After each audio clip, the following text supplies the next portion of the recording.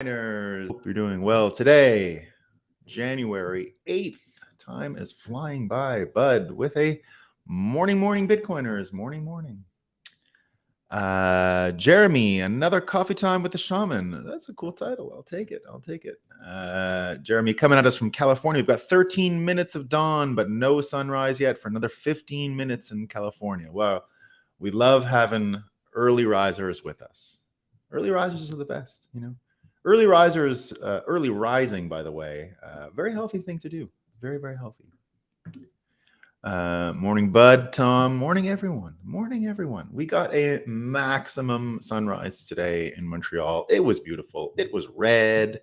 You had some pink in there. It was gorgeous. Really a great sunrise. And Bitcoin is running without any problems again.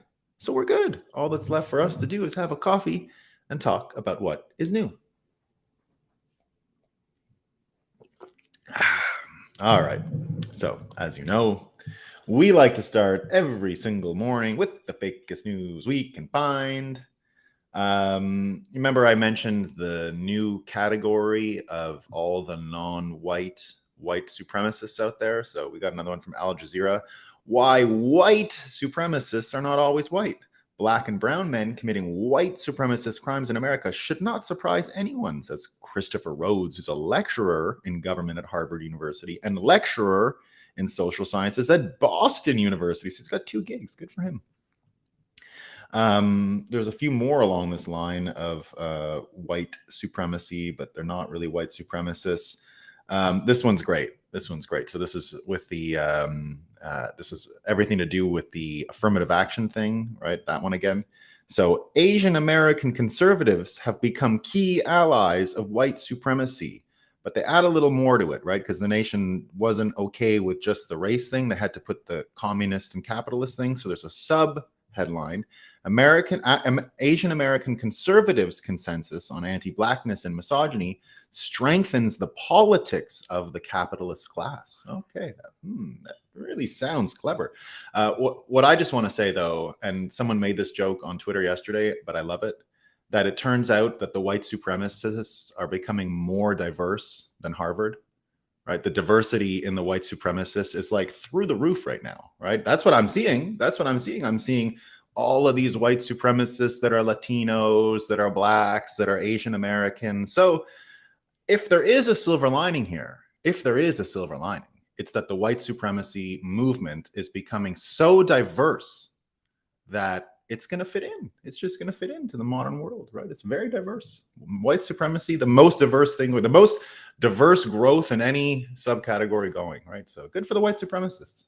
Good for them.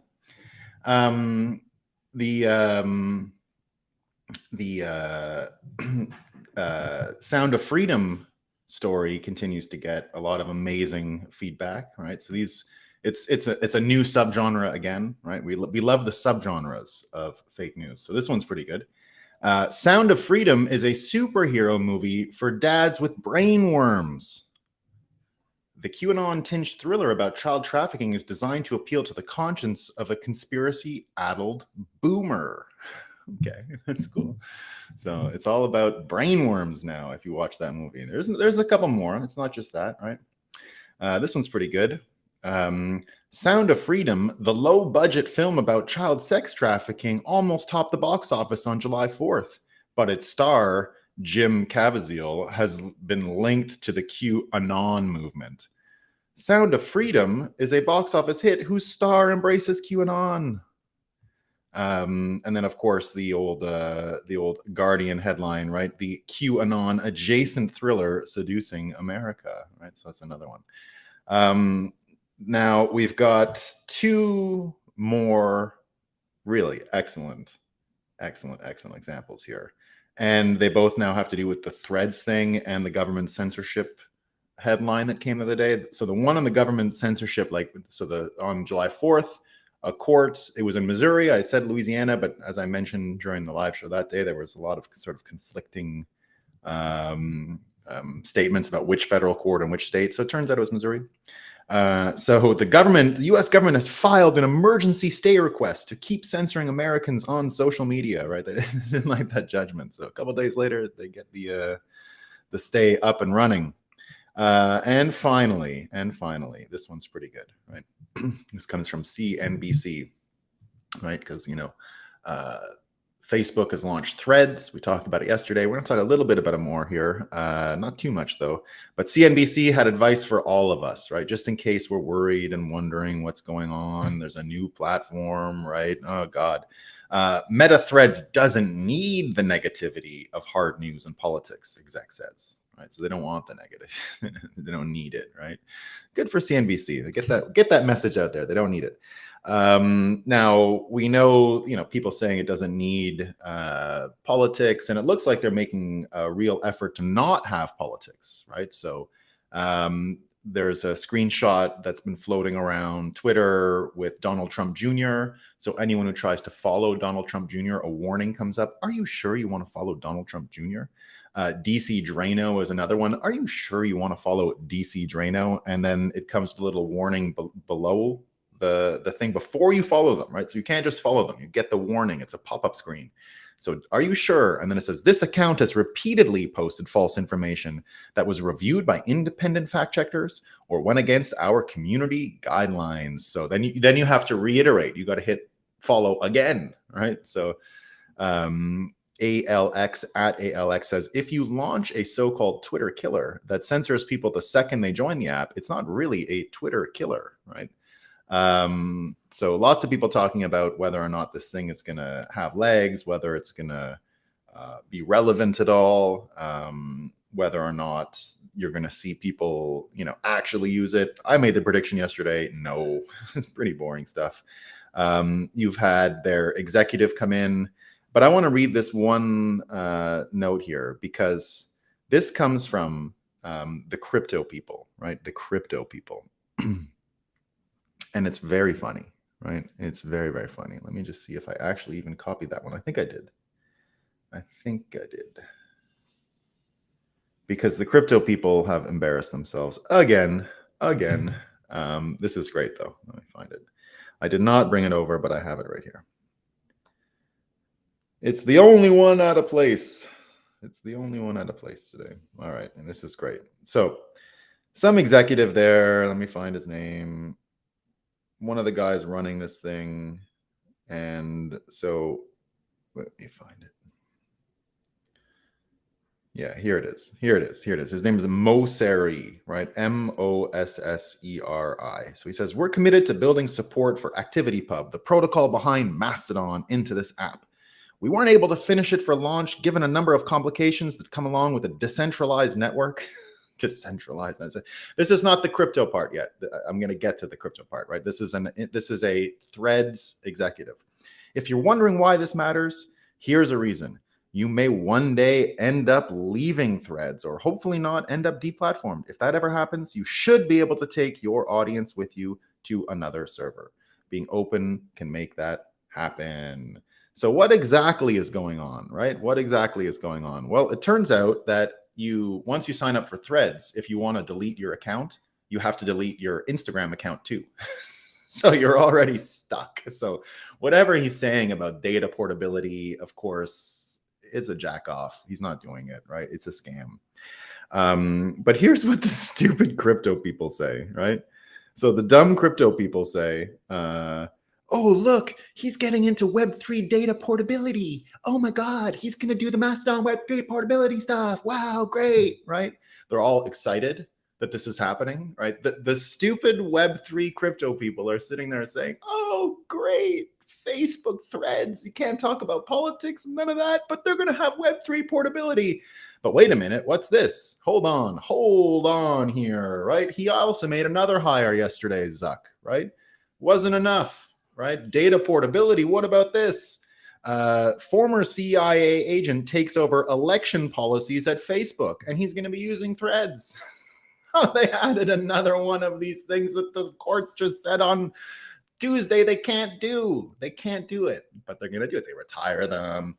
Remember what we saw at Facebook when James Baker, right, the lawyer James Baker, who was right on top of everything that had to do with the fake Trump-Russia collusion story, he went and was in charge of all the disinformation stuff at Twitter before Elon fired him. So here's another one with one of these guys, and Mike Benz talks about it. He says, excellent write-up by Alum Bokhari on the CIA spy Aaron Berman in charge of what you can and can't say on Facebook about the 2024 election.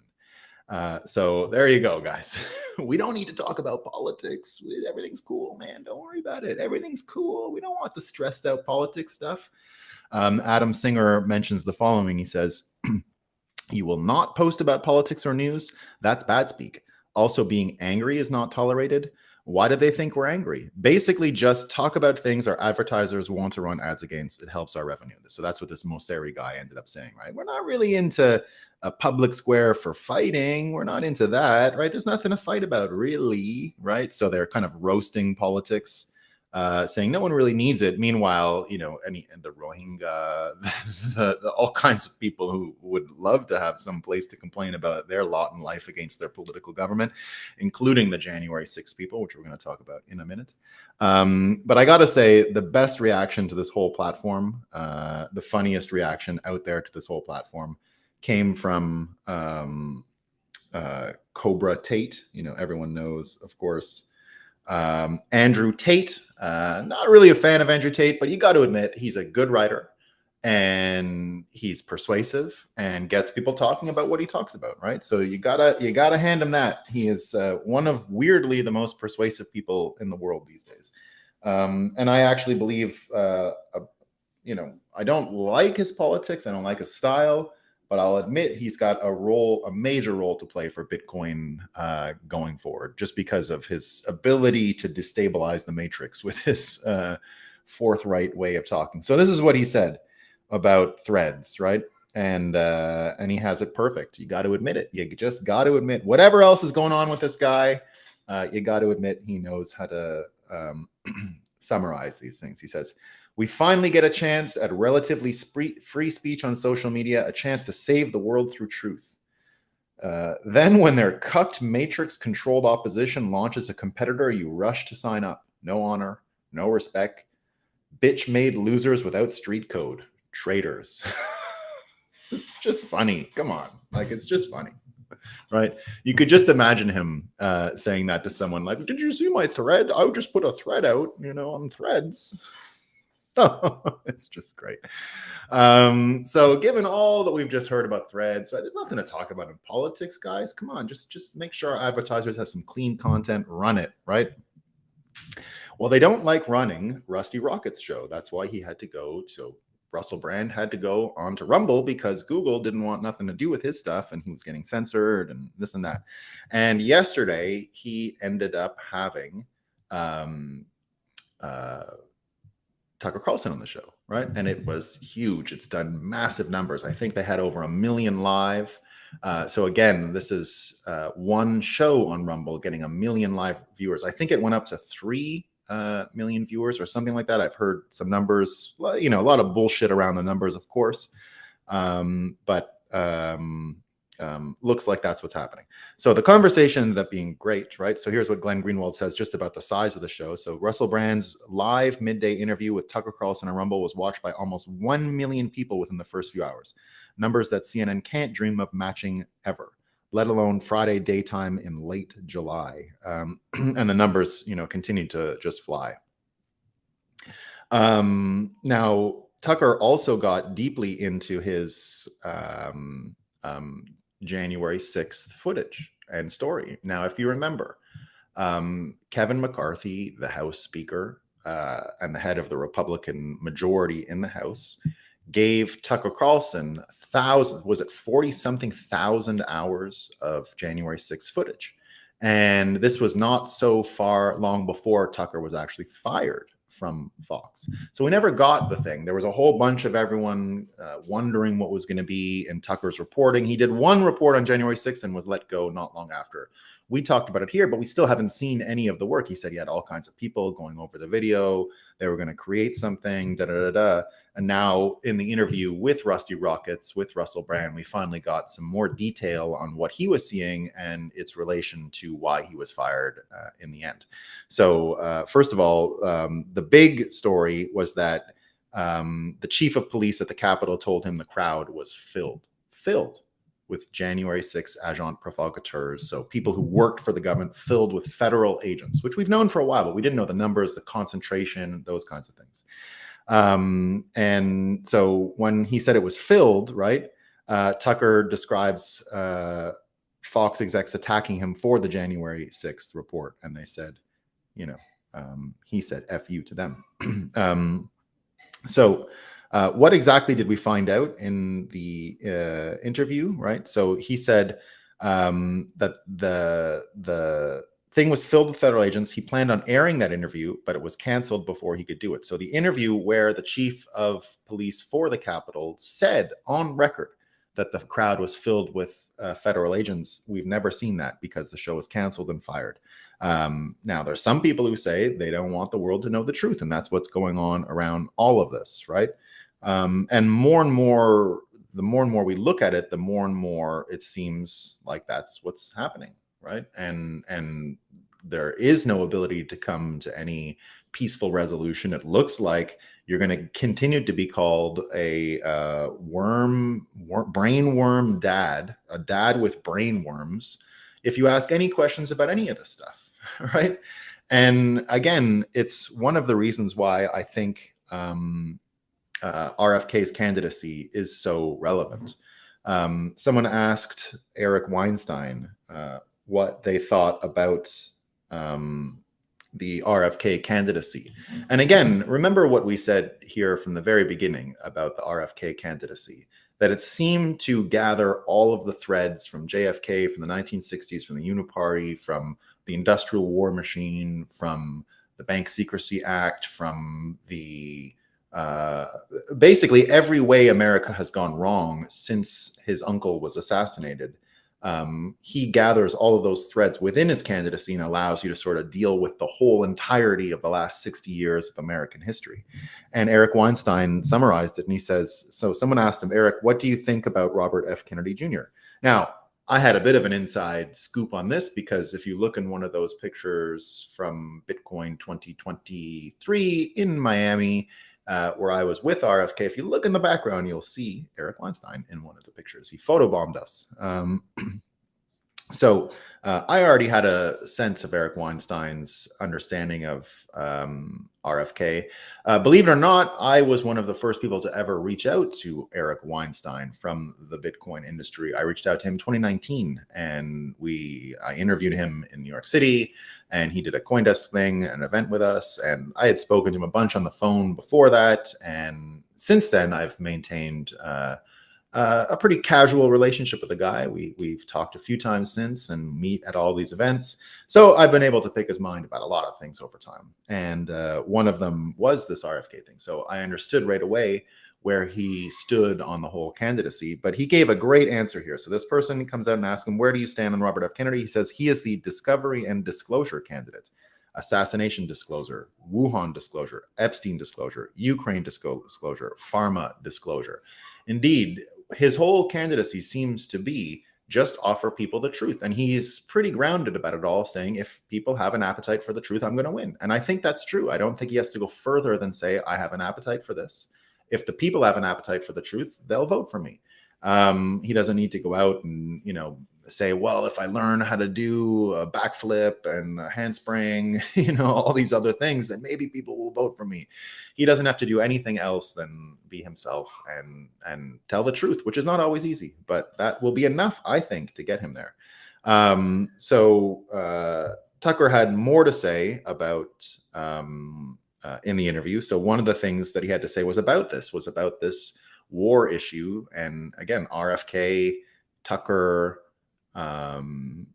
Trump, pretty much the only people publicly, David Sachs, but he's just a volunteer internet dad, right? So here's what Tucker Carlson said about Trump on that podcast. He says, I think looking back on this 10 years from now, assuming we're still around, I think we're going to see Trump's emergence as the most significant thing that happened in American politics in 100 years, because he reoriented the Republican Party against the wishes of Republican leaders. I'm struck by his foreign policy views. Trump is the only person with stature in the Republican Party, really, who is saying, wait a second here. Why are we sending an endless war in Ukraine? leaving aside whether Trump is going to get the nomination or get elected president or would be a good president, I can't even assess that. All that I know at this point is that I'm so grateful he has that position. He's right, and everyone in Washington is wrong. Everyone. And Trump is right on that question, and it's a big question. The war is reshaping the world. It's reshaping the economy of the world. It's reshaping populations. Europe will never be the same after this war. Now, everything he said about Trump there, I totally agree with. That's why I loved Trump from the start. And that's why I've always said people who love Trump and those who don't understand where the love for Trump comes from don't know what it was like to try to effect change within the Republican Party itself. I've mentioned many times that I'll always love Donald Trump, always, because of what he did to the Republican Party in changing it. I see the same capacity for Kennedy to change the Democrats as much as Trump changed the Republicans.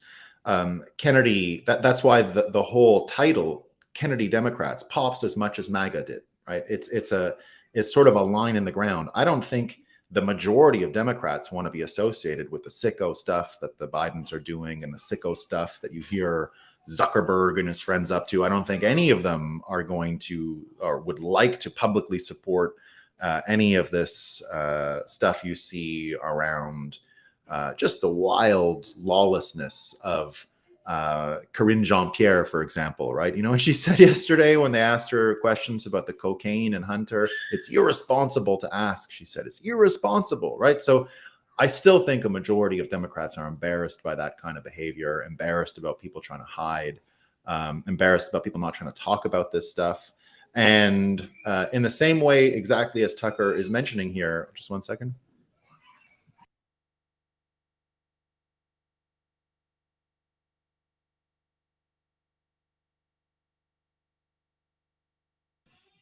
So, this idea of Kennedy having the same effect with Democrats, I think, is fertile ground and very full of potential. I think it can happen this way.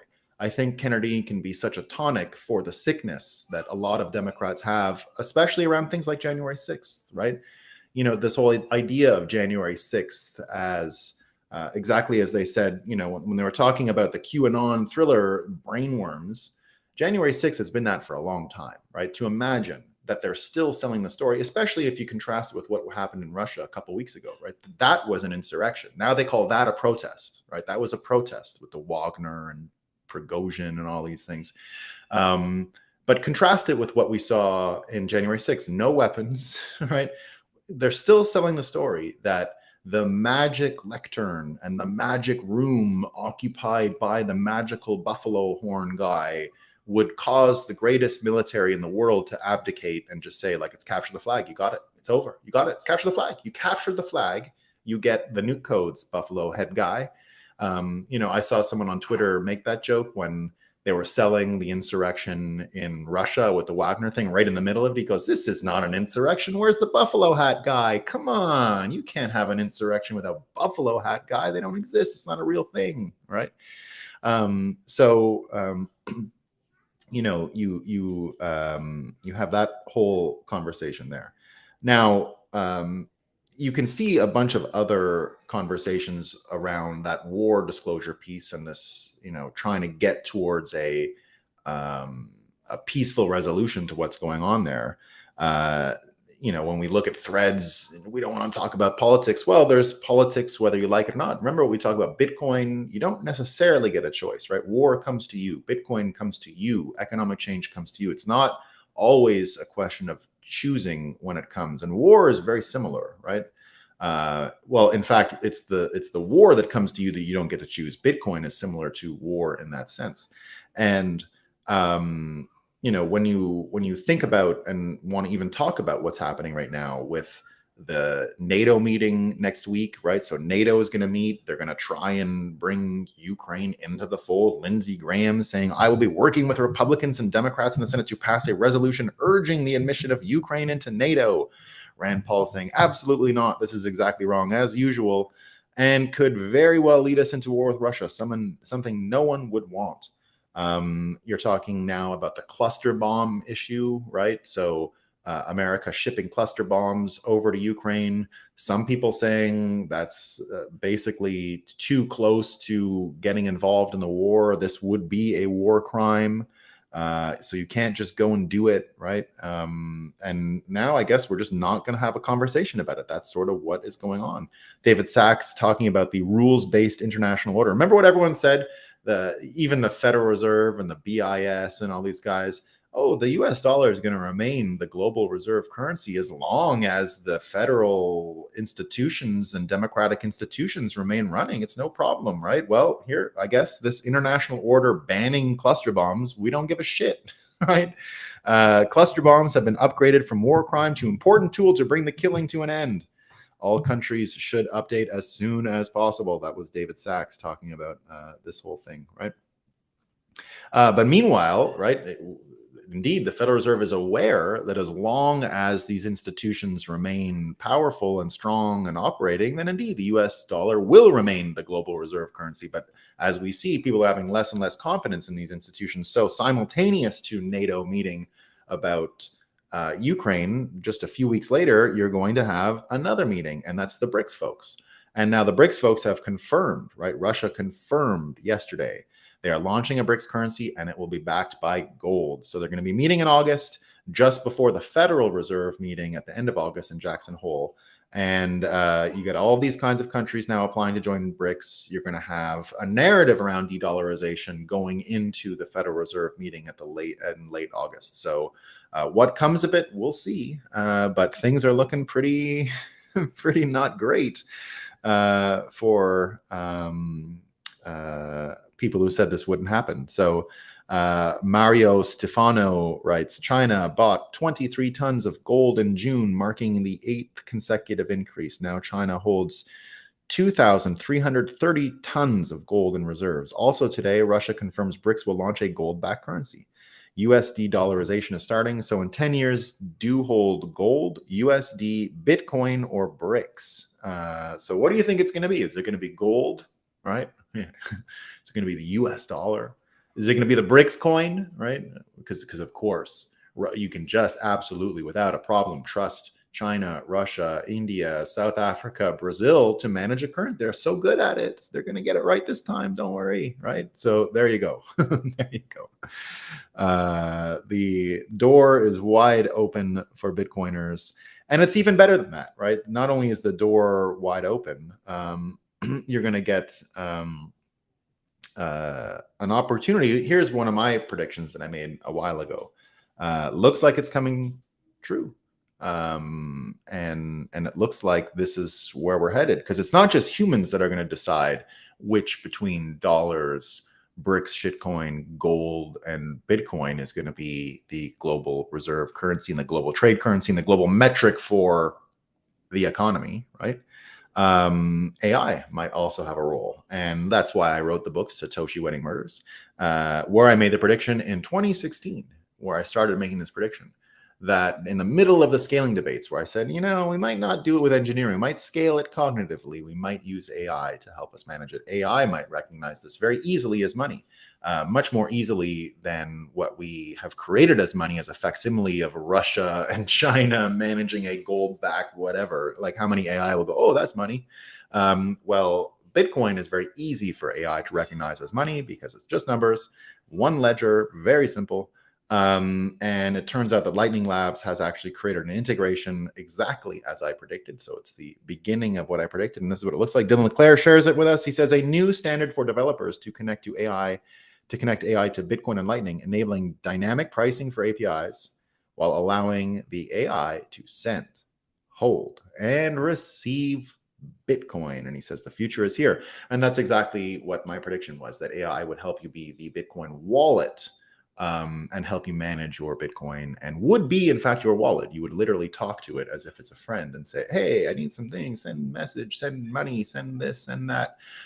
So happening before our eyes, right? And the way I've often tried to explain how this would orchestrate with an individual person is a lot like a third eye, which I call an eyeball, an eyeball. And it will literally help you be a better person, discipline, all that kind of stuff, loneliness, right? So it's going to be a big tool for upgrading humans, and it might help us against the following weapon, which is another thing that I've predicted, and another thing that we've talked about a lot on this show, but now it's becoming explicit. Remember, we talked about World War III being an economic and psychological war, and that's always been our framework for World War III, that the kinetic part in Ukraine is a minor part to it all. It is actually an economic and psychological war. So we just talked about the economic part, the whole BRICS, Bitcoin, dollar, how important a battlefield that is, where Bitcoin is positioned in it, how AI can actually help Bitcoin win that economic war, just for basically psychological reference for wealth and money and all those things, right? A more useful reference, a more useful measuring stick. Remember, Bitcoin is a measuring stick, right? It's a unit of measurement. It's energy, time, energy over time, right? So very useful measuring stick for economic output, economic stability, economic vitality, right? Which is why I predict that folks like the BlackRock folks and the energy industry folks and the Wall Street folks are all going to start using Bitcoin more to measure wealth and economic activity than they will the dollar, which is becoming more or less food stamps, right? For food stamps for people who don't want to ask questions about what Hunter's doing and want to be on threads all the time. So here's the other part of psychological warfare, though, and here's where things are moving and becoming more explicit. And we get this from our good friend Brian Rommel, who we mentioned yesterday as well,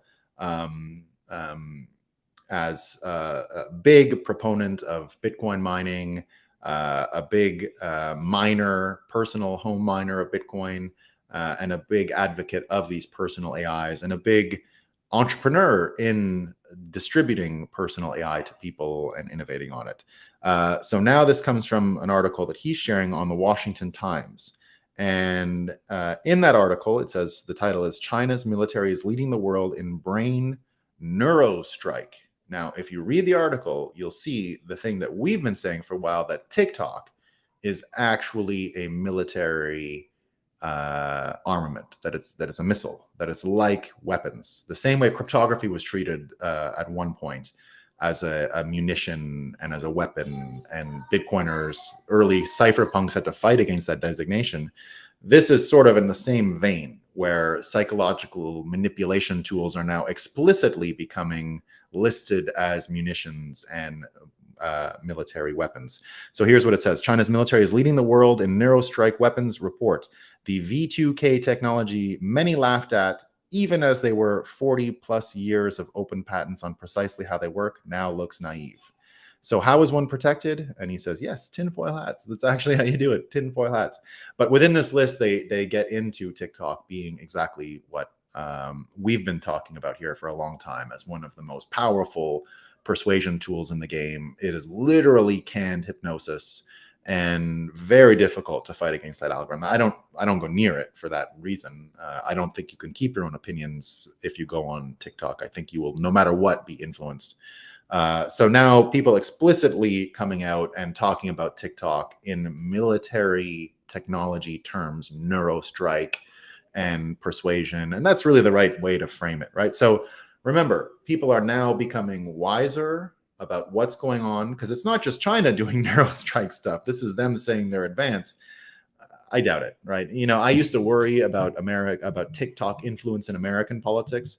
I'm not saying there's no influence. What I've come to realize is it's just not competitive enough against the money and the incentives that the US corruption has allowed to perpetuate with the money system and all of those things. So there you go. This whole idea of psychological and economic war being the main battlefronts is becoming more and more important. So there you go. Let's chat about some of these comments. All right. Where are we? Let me go back. Assalamu alaikum. Well, you missed Moscow time, Muslim Bitcoiner. They were good. Go have a look. Go have a look. Bitcoin is going to $1 million. The dollar is dropping to a Satoshi. Great quote of the day. GM from the Green Mountains. I'll be back tomorrow, Daniel. I came to Montreal for a couple of days. You know, we love it. Only place I'd mine. Yeah. There you go. Together for Earth, come together. That's from Song Da Hui. Song Da Hui. I can read Korean. Song Da Hui. I love Hangul. It's the best. So funny that Threads is the nice Twitter. I left Facebook years ago because it was so negative. Yeah, I don't. This is exactly. Yeah, I was called Hitler too many times on Facebook in 2010 already. Once regulation kicks in, Bitcoin is going to nosedive. Sell is all I'm going to say. All right, LinkedIn user. Hi from Ethiopia.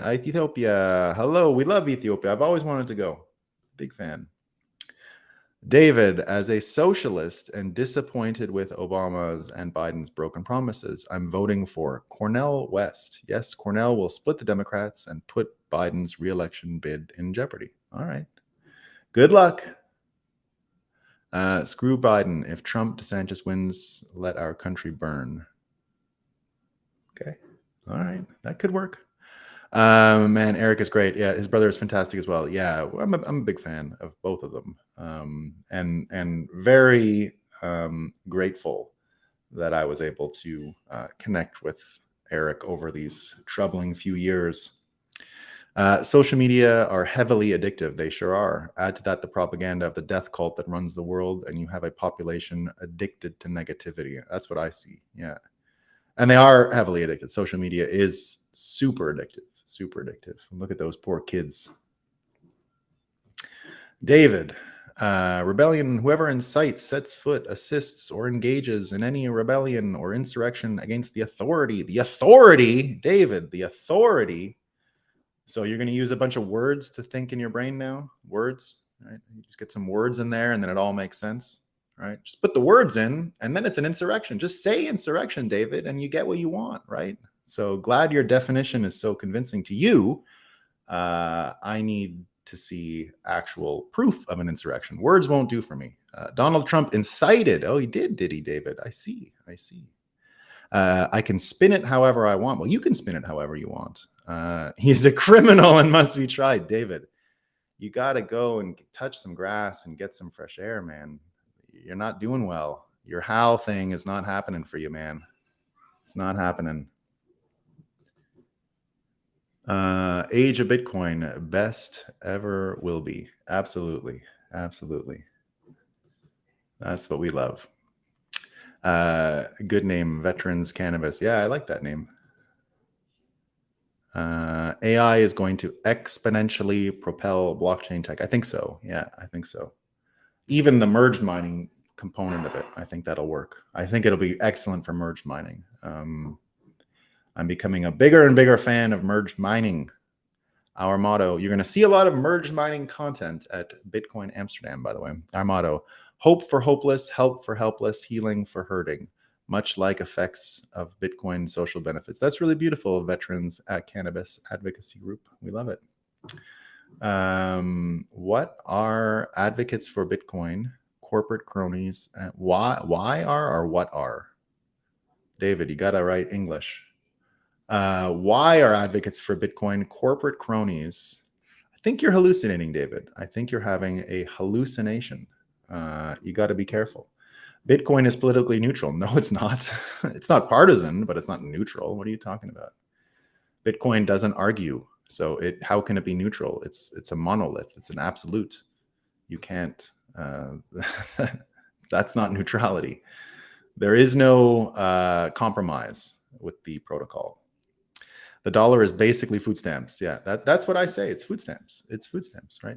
No rich people are going to want to measure their wealth in food stamps. Hut 8. Yeah, we're into Hut 8. BRICS will be an alternative, like the euro, but not a replacement. Here's where it falls apart. Debt. To be a world currency, you need complex debt. Gold can't handle that. Well, I don't know if you need that much debt, watch chat. And if you actually add up the debt in the world, we're at 300 trillion or something like that. It's way beyond the size of any economy on Earth. Like the debt to income, the debt to GDP ratio of Earth is fucked. So there's nowhere to hide. The only place left to hide is a little bit of space on the US balance sheet. That's it. Everyone else is done. Everybody. They're all done. All done. Cheers to a indeed. We love it. Yeah, Thread sucks. King Mansa Musa, I consider you to be like Morpheus from the Matrix. Thanks, King Mansa Musa. Look, all I'm trying to do is model what fuck you money looks like. That's it, right? You gotta model the fuck you money. You gotta model it. Bitcoin Magazine, the best publication. Toot toot. Thank you, Nikki. We love it, man. Appreciate it. Love you, big. Look at all the love. Look at all the love. Look at all the love. Memory Man. Oh, you poor trumpet lovers. Well, we do love him. We love him, Memory Man. We're big fans of the guy. We don't want him to be president again, I don't think, but we would enjoy it just to watch people I'm heavily entertained by Trump derangement syndrome manifestations, right? So if he gets elected and everyone's crying again, I'm telling you, I'm partying. I'm partying. One of the best nights of my life was when he won in 2016. I partied like crazy. I didn't drink or anything. I just was rocking out of my garage in Toronto to music and laughing, wearing my MAGA hat, laughing at people, having a great time. It was awesome. Only because I predicted it and been called stupid and wrong. And, I knew I was right. So it was just a little bit of fun, right? Trolls wear orange too. Could be. Yeah, could be. Sometimes people have said, well, why are you wearing a wrinkly t-shirt? I got that once. Wrinkly t-shirt. Whoa. Again, let me tell you what people who have been in Bitcoin since 2013 do. They don't iron their t-shirts at 7:30 in the morning. Okay. They love doing live TV in their pajamas, right? That's what you do when you're a 2013 Bitcoiner. What are we merge mining? Nothing yet, but we're interested in the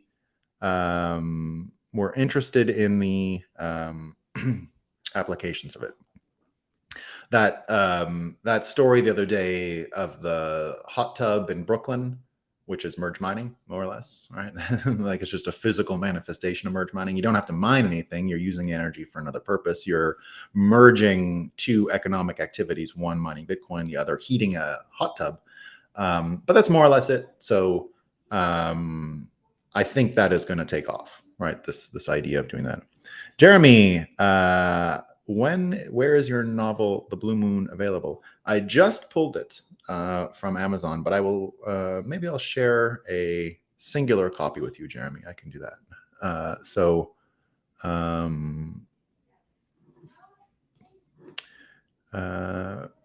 Can you explain more about Bitcoin not being politically neutral? Yeah, well, is not having debt-based economy politically neutral? No, it's not. It is different, so it can't be neutral, right? It is something, and it is not slime. It's hard money. It's not goopy money, right? So because it's hard money, you have to adapt. That's what I mean by war comes to you. That it's the imperial nature of Bitcoin, which is there, right? Bitcoin is not democratic. Everyone understands that, right? That it's not democracy. There is no democracy. It's a peer-to-peer network. Do you know who peers are?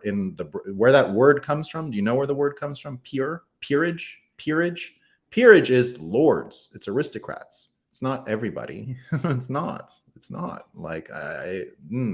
That's the truth, right? The only peers in the UK system are the lords, who are the senators, and if you want to see the American equivalent, right? Those are the peers. A peer in the original U.S. democratic system would be male landowners, right? They were the peers that made America. The peers did not include people who didn't own land, right? So even in Bitcoin today, the peers, truthfully, are the people running nodes and running their own node and integrating and interacting with the network that way. People who hold Bitcoin are not peers. They're not. They're not even close, right? It's not enough to just hold Bitcoin. So political neutrality would be a slime or an ooze that could like move around to fit the shapes. Bitcoin is a hard money and forces other things to make space for it. So that can't be politically neutral. There's no way, right? You are forced to make a choice, and those choices are political. So it doesn't mean it's a policy thing. It doesn't mean it's a partisan thing, right? Don't confuse partisanships and policies as the only parts of politics. So in that way, Bitcoin proposes Nakamoto consensus as a instrument and engages peers to run nodes in order to participate in Nakamoto consensus, but it is not like, it's not your right, right? It's none of those things. So I don't mean that it has opinions, and I don't mean that it, like, Bitcoin is, has an idea of communist versus socialist versus any of those things, right? It just means that it's hard money.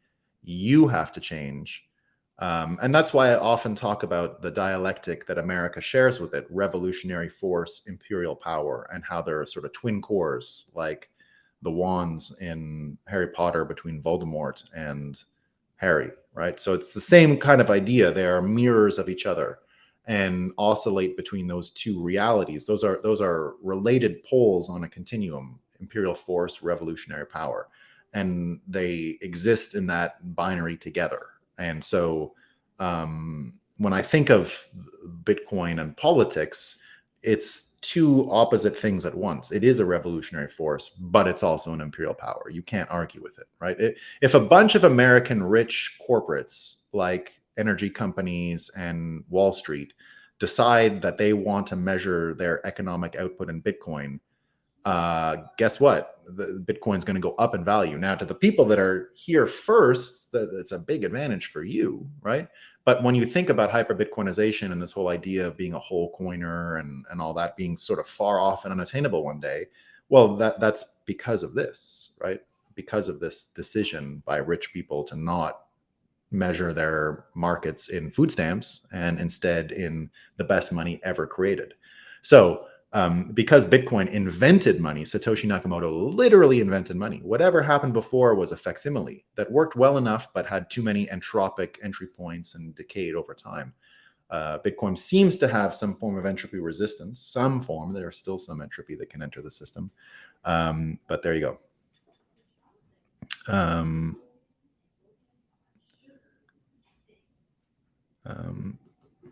Well, I'll answer this. Will the other crypto take away from the importance of Bitcoin? No, I don't think so, King Mansa Musa.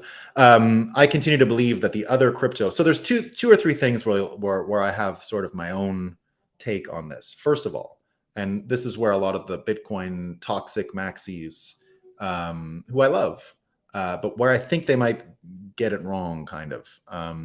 And it is this, that Bitcoin, whether they like it or not, the first place Bitcoin was the metric for output, input, activity.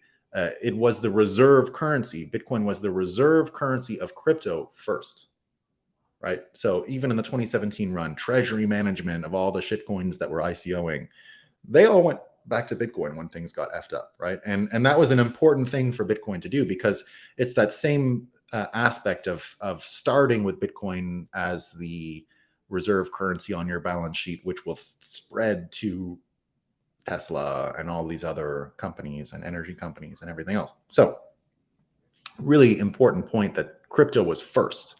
Whether you like it or not, they did that, right? It's not a measurement of the quality of the people, companies, and whatever that put Bitcoin on their balance sheet. It's that it happened, right? So it doesn't matter who they are, they did it, and therefore it helped Bitcoin.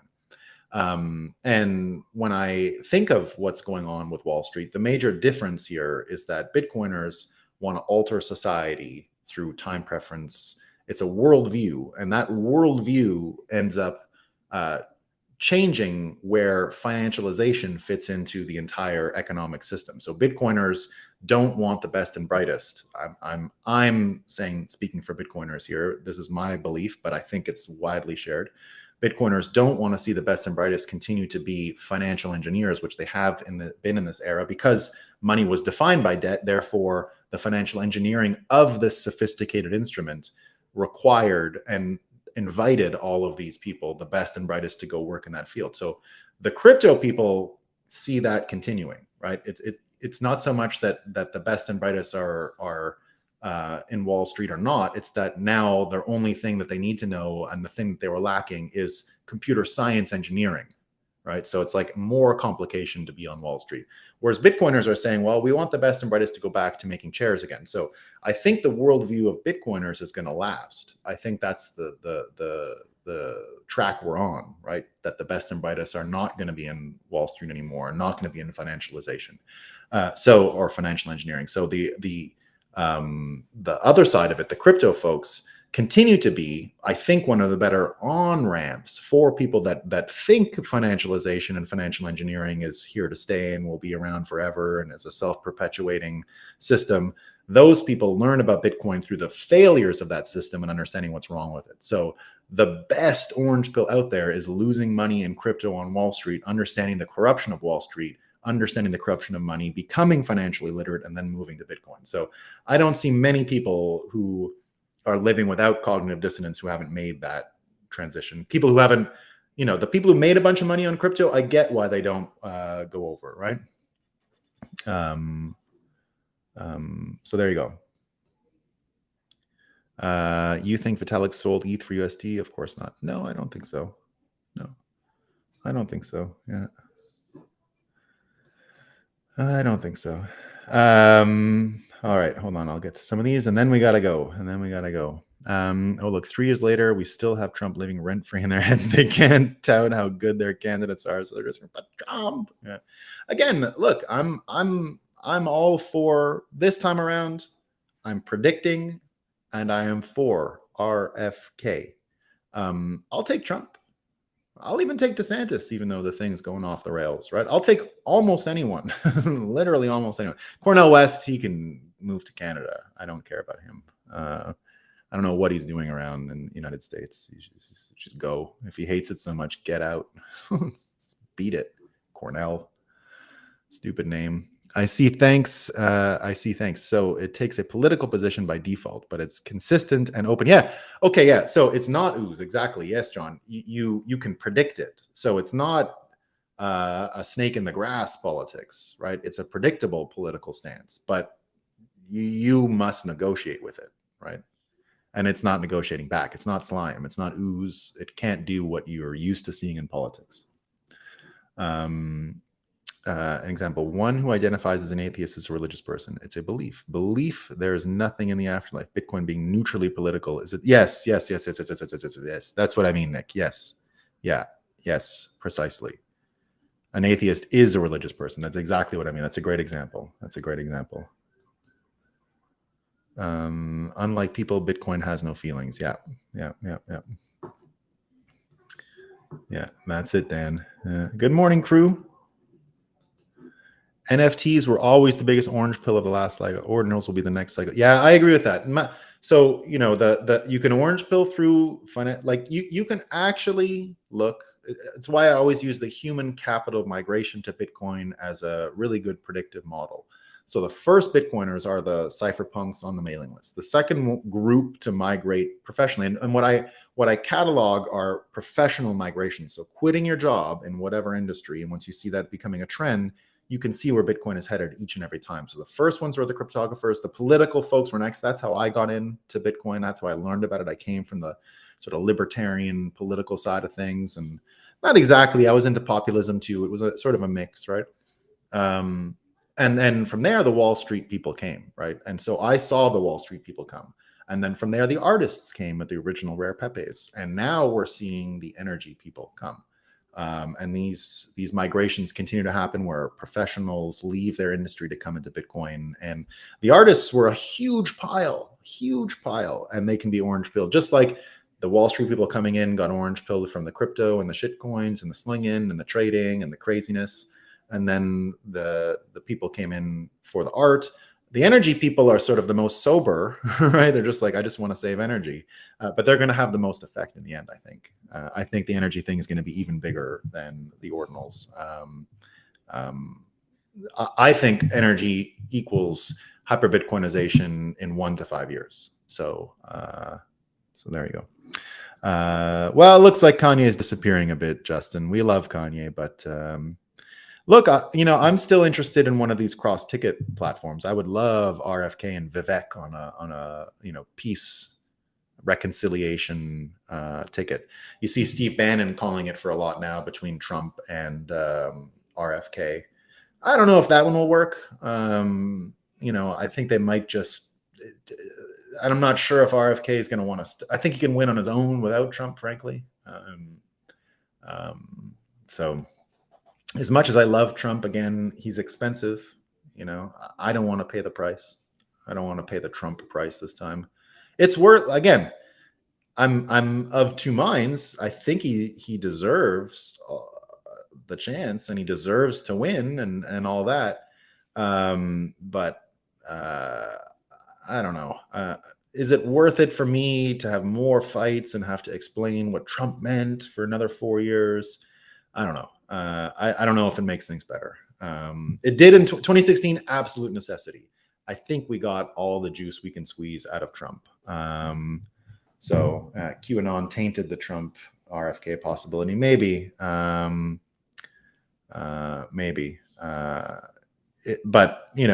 what RFK is selling is the truth, and it's very attractive. And I'm not saying Trump isn't selling that. Trump's also selling like a bit of dunk on liberals and a bit of like stick their nose in it, which I would love. It's funny, right?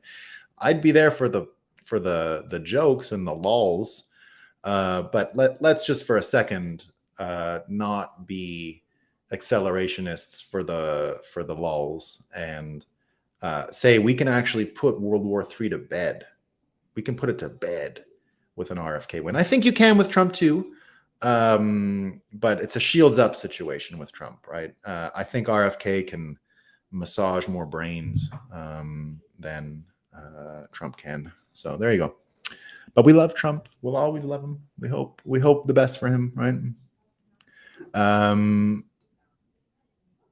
And indeed, yeah, he is a better candidate for president this time. He is. Yeah, he's learned.